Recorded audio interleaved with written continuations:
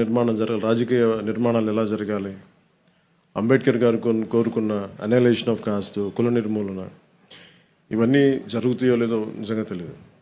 కానీ we are all interdependent, ఒకళ్ళ మీద ఒకళ్ళు ఆధారపడ్డాం.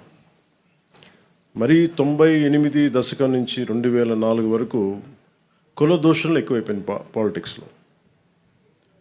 ఏ స్థాయికి ఎక్కువైపోయినాయి అంటే దాని పీక్ వైసీపీ వచ్చిన తర్వాత ఇంకా జర్నలిస్ట్లో కూడా కులాలతో తిట్టడం ప్రారంభించేశారు. ఇంకా అది పరాకాష్ట.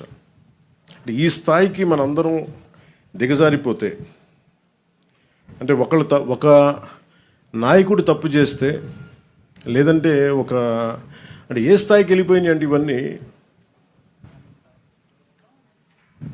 లేట్ 98 నుంచి కానీ 2004-05 తర్వాత ఇంకా కుల దూషణలో ఏ స్థాయికి వెళ్ళిపోయినాయి అంటే ఒక సెన్సిటివ్ ఇష్యూస్లో తోసారు.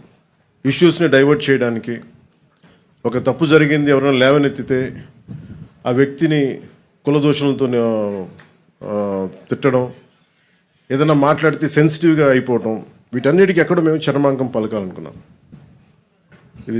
ఇది జనసేన మూల సిద్ధాంతంలో ఒకటి కులాల ఐక్యత. అంబేద్కర్ గారు చెప్పినట్టు కుల నిర్మూలన జరుగుద్దో లేదో మాకు తెలియదు, కానీ కులాల ఐక్యత, కులాల ఇంటర్డిపెండెన్సీ, పరస్పర సహకారం చాలా చాలా అవసరం. ఇదే ఈ ఒరవడి కనుక కొనసాగితే అడ్మినిస్ట్రేషన్ కూడా చాలా కష్టం అయిపోతుంది. ఒక వ్యక్తి తప్పు చేస్తే ఆ వ్యక్తిని నిందించాలి, కానీ ఎంటైర్ కులాన్ని నిందించే పరిస్థితులు. అసలు వైసీపీ ఏ స్థాయిలో ఉంది అంటే గతంలో చూస్తే ఒక ఎమ్మెల్సీ హత్య చేసి ఒక దళిత కులానికి చెందిన యువకుడిని హత్య చేస్తే, అది ఏ గొడవలైనా ఎన్ని పక్కన పెడితే, శవాన్ని ట్యాక్సీలో పెట్టి ప్యాక్ చేస్తే వాళ్ళని వీళ్ళు వెనకేసుకొస్తారు.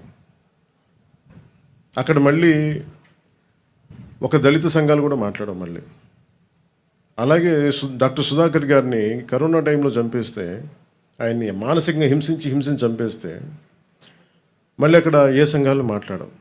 అసలు ప్రతిదానికి కూర్చోబెట్టి సంఘాలు పెట్టుకొని సంఘాల నాయకులు బాగుపడుతున్నారేమో లేదో మాకు తెలియదు, కానీ ఆ కులాల ప్రజలు మటుకు చాలా ఇబ్బందులు పడతారు, చాలా బాధపడతారు, అభివృద్ధికి అయితే నోచుకోవట్లేదు. ఇంకెక్కడో ఈ మధ్యన మరీ బరి తెగించి వీళ్ళకి అధికారం పోగానే ఇంకా ఇష్టారాజ్యంగా తిట్టడం, కుల దోషణలు, కులాల పేరు మీద మాట్లాడటం, ఇవన్నీ ఎక్కడో చరమాంకం పలకాలనిపించింది. మేమందరం కూర్చున్నాం. ఇక్కడున్న దాదాపు కీలకమైన 54 మంది మా ఎమ్మెల్యేస్ ఉన్నారు, ఎంపీస్ ఉన్నారు.